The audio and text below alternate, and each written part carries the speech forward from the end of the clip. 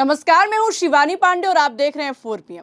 आखिरकार supreme court ने चुनाव आयोग को उसकी औकात याद दिलाई है। एक तरफ गृह मंत्री का नाम लेकर सुप्रीम कोर्ट भड़का है, तो वहीं दूसरी तरफ बंगाल एसआईआर में कैसे ज्ञानेश कुमार की चोरी पकड़ी गई है, इस पर जानकारी देने के लिए प्रियंका जी मौजूद है। प्रियंका जी, क्या अमित शाह के खेल में ज्ञानेश कुमार की कुर्सी जाने की नौबत आ गई है? बिल्कुल आ गई है, क्योंकि बंगाल के चुनावों में जैसे चुनाव आयोग ने मनमानी की है, सारी हदें पार हो गई हैं। एक तरफ ज्ञानेश कुमार ने सुप्रीम कोर्ट के आदेश का उल्लंघन किया है, तो वहीं दूसरी तरफ सीजेआई सूर्यकांत ने ज्ञानेश कुमार और शुभेंदु सरकार को नोटिस जारी करके कैसे जबरदस्त लंका लगाई है, आपको बताएंगे। लेकिन पहले बिग ब्रेकिंग देखिए। तो लेटेस्ट खबर निकलकर सामने आई है कि आज की सुनवाई के दौरान सुप्रीम कोर्ट चुनाव आयोग पर जबरदस्त भड़का है। सुप्रीम कोर्ट में सीजेआई सूर्यकांत ने क्लियर कह दिया है कि चुनाव आयोग सिर्फ वोटर लिस्ट से नाम काट सकता है, उसे नागरिकता तय करने का अधिकार नहीं है।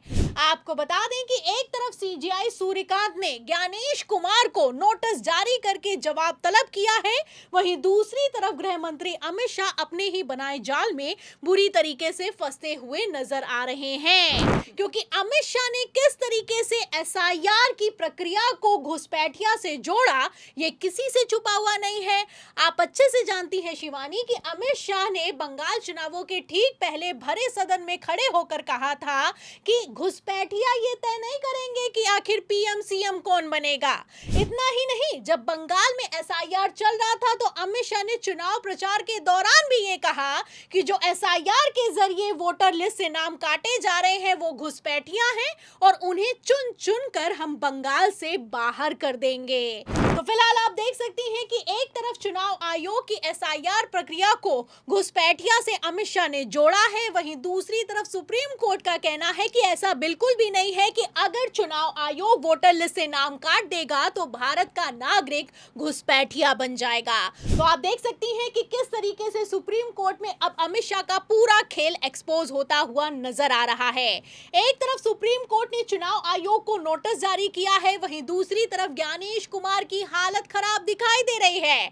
आपको बता दें कि बंगाल में प्रचंड बहुमत हासिल करने के बाद से भारतीय जनता पार्टी की मनमानी चल रही है। पहले तो एसआईआर की कथित धांधली के दम पर वोटर लिस्ट से लाखों लोगों के नाम काटे गए और अब उन्हीं लोगों को सरकारी लाभार्थी की योजना से भी बाहर किया जा रहा है।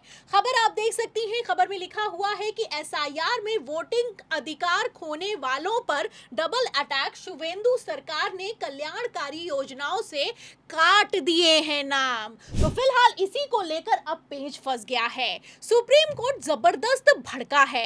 सुप्रीम कोर्ट का कहना है कि अभी तक जब तक गृह मंत्रालय ने किसी तरह का कोई एक्शन नहीं लिया है, तो चुनाव आयोग के वोटर लिस्ट से नाम बाहर करने की तर्ज पर कैसे लोगों को सरकारी योजनाओं से बाहर किया जा सकता है। आपको बता दें कि जब बंगाल एसआईआर के पहले सुप्रीम कोर्ट में सुनवाई हुई थी, तो सुप्रीम कोर्ट ने अपने आदेश में साफ कह दिया था कि एसआईआर के जरिए वोटर लिस्ट को शुद्ध करने का अधिकार तो चुनाव आयोग को है, लेकिन चुनाव आयोग को यह कतई अधिकार नहीं है कि वो किसी की नागरिकता को चेक करे। सुप्रीम कोर्ट ने अपने आदेश में साफ साफ कह दिया कि अगर चुनाव आयोग को किसी पर शक है तो वो संदिग्ध वोटर्स की लिस्ट को गृह मंत्रालय को 4 हफ्ते के अंदर भेजेगा। उसके बाद गृह मंत्रालय तय करेगा कि उसकी नागरिकता को खारिज करना है या फिर कि नहीं। आपको बता दें कि सुप्रीम कोर्ट ने अपने आदेश में साफ कहा कि नागरिकता चेक करने का काम गृह मंत्री का है, मुख्य चुनाव आयुक्त का नहीं। लेकिन फिर भी इन सब के बावजूद बंगाल में कैसे खेला अपने चरम पर हुआ है, ये किसी से छुपा हुआ नहीं है। फिलहाल इसी को लेकर अब बवाल खड़ा हो गया है। एक तरफ सुप्रीम कोर्ट में याचिका पहुंची है, या वहीं दूसरी तरफ सुप्रीम कोर्ट ने बंगाल सरकार समेत चुनाव आयोग को नोटिस जारी कर दिया है।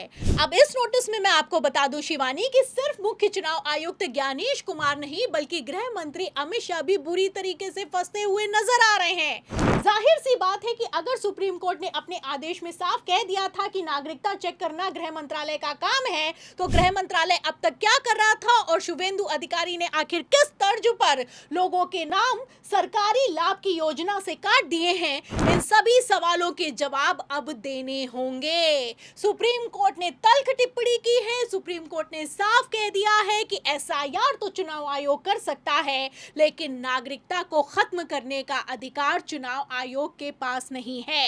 तो फिलहाल आप देख सकती हैं कि किस तरीके से अमित शाह अपने ही खेल में फंस गए हैं और अमित शाह के इशारे पर काम करने वाले मुख्य चुनाव आयुक्त ज्ञानेश कुमार की अब इस नोटिस का जवाब देने में हालत खराब दिखाई दे रही है।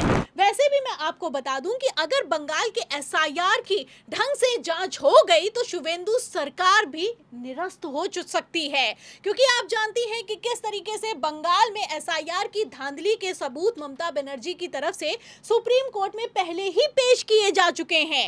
ममता बनर्जी ने बाकायदा सबूत दिखाए हैं कि भारतीय जनता पार्टी 32 लाख वोटों के अंतर से जीत गई है, जबकि हर एक सीट पर लगभग 30,000 वोट काटे गए हैं। 176 सीटें ऐसी हैं जिसमें एसआईआर के जरिए जितने नाम काटे गए हैं उतने ही वोटों से भारतीय जनता पार्टी चुनाव जीत गई है। तो फिलहाल आप अच्छे से जानती हैं कि किस तरीके से बंगाल के चुनावों को अमित शाह ने हाईजैक किया। फिलहाल अब ममता बनर्जी को जैसे डराया धमकाया, उनकी पार्टी को खत्म करने की साजिश की जा रही है, ऐसे हालातों में क्या ममता को खत्म करके बंगाल चुनावों की धांधली के सबूत भी खत्म किए जा सकते हैं? सवाल तो इस बात का खड़ा होता है। तो क्या अमित शाह के इशारे पर सुप्रीम कोर्ट के आदेश का उल्लंघन करके चुनाव आयोग ने बड़ी चूक कर दी और सुप्रीम कोर्ट के नोटिस के बाद क्या मोदी सरकार फंस गई है? इस सवाल के जवाब पर और पूरी चर्चा पर आपको क्या लगता है, अपनी राय बताइएगा। वीडियो को लाइक और शेयर कीजिएगा, ज्वाइन कीजिएगा। देखते रहिए 4 PM। नमस्कार। मेरे पास आओ मेरे दोस्तों, एक किस्सा सुनो। घने जंगलों से गुजरता हुआ कहीं जा रहा था।